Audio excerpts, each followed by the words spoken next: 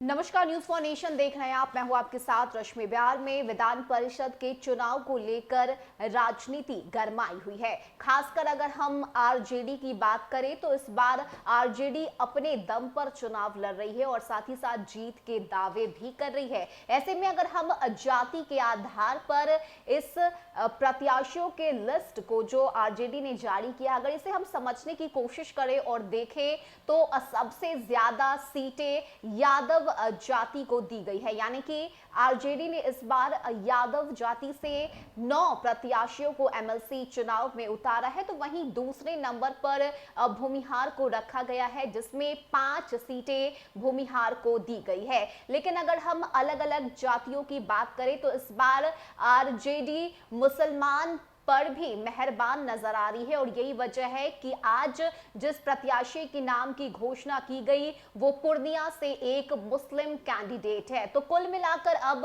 RJD ने जो list जारी किए हैं एमएलसी चुनाव को लेकर, उसमें मुसलमान की कुल संख्या 2 है, जिसमें से एक मधुबनी से मेराज आलम है। तो वहीं पूर्णिया से जो प्रत्याशी उतारे गए हैं उसमें हाजी अब्दुश सुभान को आरजेडी ने उतारा है। लेकिन अब इसको लेकर जो राजनीति है वो की जा रही है और आरजेडी पर लगातार हमले भी किए जा रहे हैं। खास करके एमवाई समीकरण को लेकर आरजेडी पर निशाना साधा जा रहा है और ये निशाना कोई और नहीं बल्कि बिहार के पूर्व मुख्यमंत्री जितन राम मांझी की तरफ से किया जा रहा है। आपको बताएं कि इस वक्त एक ट्वीट जितन राम मांझी की तरफ से किया गया है, जिसमें उन्होंने तेजस्वी यादव को लेकर निशाना साधा है और साथ ही ये बोला है कि हमारे बोलने का इतना तो असर जरूर हुआ है कि आरजेडी ने मुस्लिम लोगों के तरफ ध्यान दिया है। और साथ ही अब जितन राम मांझी ये भी कह रहे हैं कि मुझे पूरी उम्मीद है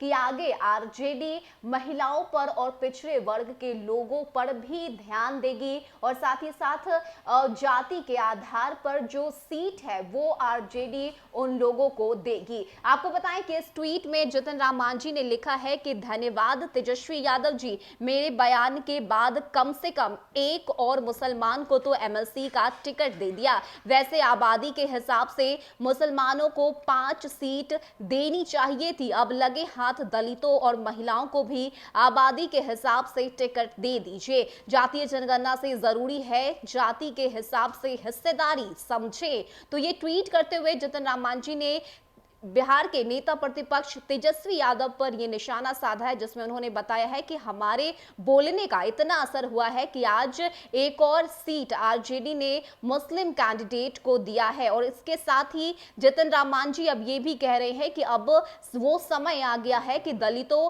और महिलाओं की ओर भी ध्यान दिया जाए और उनकी आबादी को देखते हुए उन्हें भी टिकट दिया जाए। यानी कि ये जो बिहार में 24 सीट पर एमएलसी का चुनाव होना है, इसको लेकर अलग अलग पार्टियों की तरफ से जो रणनीति है वो बनाई जा रही है, जो प्लानिंग है वो शुरू हो चुकी है। प्रत्याशियों के नाम की घोषणा के साथ ही तैयारियां की जा रही है ताकि इस बार एमएलसी चुनाव में जीत हासिल किया जाए। वहीं अगर हम आरजेडी की बात करें तो आरजेडी इस बार अपने दम पर चुनाव लड़ती हुई नजर आ रही है और यही वजह है कि कांग्रेस से अलग होकर आरजेडी ने चुनाव लड़ने का फैसला लिया। तो जहां एक तरफ आरजेडी ने अपने जो लिस्ट है वो जारी कर दिए, तो वहीं जो 2 मुस्लिम कैंडिडेट को आरजेडी ने उतारा है, इसको लेकर अब कई तरह की बातें हो रही है और कहा यह जा रहा है कि आरजेडी सिर्फ और सिर्फ गेम खेल रही है और सभी को लुभाने की कोशिश कर रही है। हालांकि ये कितना सच होता है, जो जिस प्लानिंग के तहत आरजेडी इस बार एमएलसी चुनाव में उतरी है, इसका कितना फायदा आरजेडी को होता है,